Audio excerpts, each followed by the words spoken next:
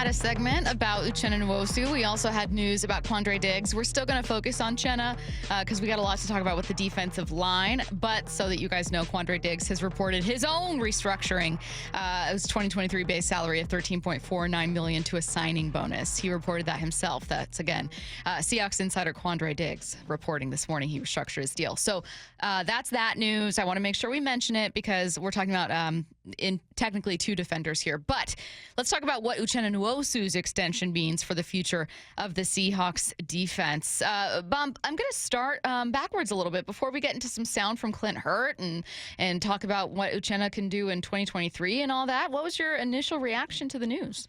I was excited. I was happy for Uchenna, obviously. People call me out all the time for being a players guy. Yes, I am. Yeah. Yes, I am. Who would call someone out for that? How dare you? Bump is always about the players. Bump, a former player standing up for players. No, I'm for corporate America. What do you think? Corporate pay. Yeah, seriously, what are you talking about? I was excited for him because I know his journey, right? Went to SC, played for the Chargers, didn't get the burn that he thought that he deserved. Comes over here, they roll the dice on him. He performs, he gets paid.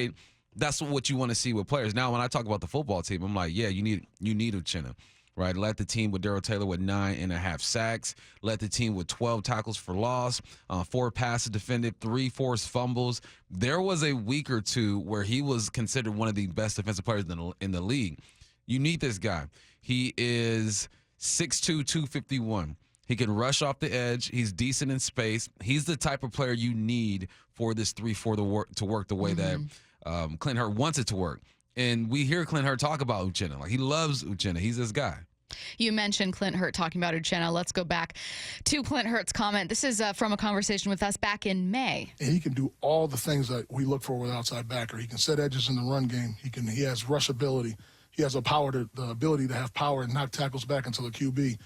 Violent finisher, things of that nature. So we kind of learned that along the way. It was like, this guy's like not just a good football player, like he's really, really good, you know. So to see him going into year 2, and I believe he's going to continue to take steps. I think he'll be a double-digit sack guy, and for the entire thing that he encompasses for the position, he can do it all. I think he's a very underrated player in our league. I mean, they haven't had a double-digit sack guy since Jaron Reed's last stint here, and obviously Frank Clark both had double-digit sacks that season. They have not had a defensive lineman. I actually don't think any player, but certainly not a defensive lineman get double-digit sacks for them since. Might Uchenna be the first guy to do it? You've predicted that he will. Yeah. But let's talk about what he can do in 2023.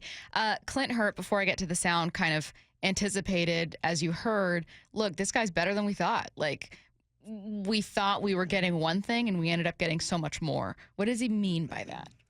He means that they watched film and said he can fit with this defense. But then he gets out there and he's stronger than you think. He's faster than you think. He's a smarter football player than you think.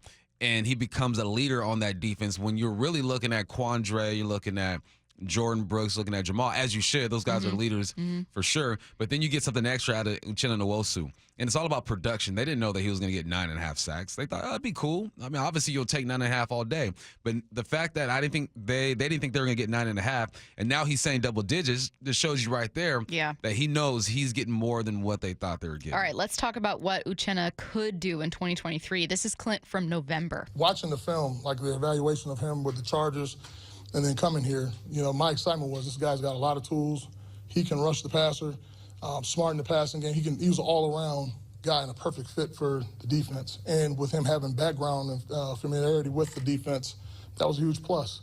But I felt like, you know what, when this guy gets big time, you know, like starter reps and playing time in the game, he's got a chance where we can get something. I want to see what he brings to this team in 2023, not only because he was just extended and, you know, he's going to be here, but also because this team has been desperate to find an impact player for the defensive line. I know he's an outside linebacker, but I'm kind of including him here among edge rushers. Yeah. They've been desperate to find that guy for years. And they're hoping that they got him. And I think they might have their guy. And I hope that he gets the help from Darrell Taylor, from Boye Mafe, from Morris. You need someone to lead the charge at every position. He's definitely that guy. And not only does he lead the charge of that position, he's leading the charge in that defense with all the other leaders as well. So it's just a great fit. They found a guy that they liked.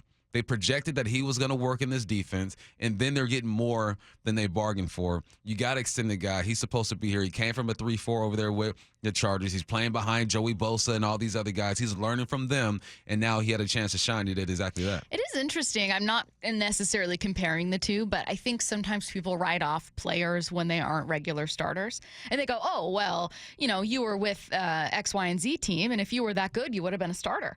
And it's like, well, what if the person in front of them was an all-timer or was a franchise player?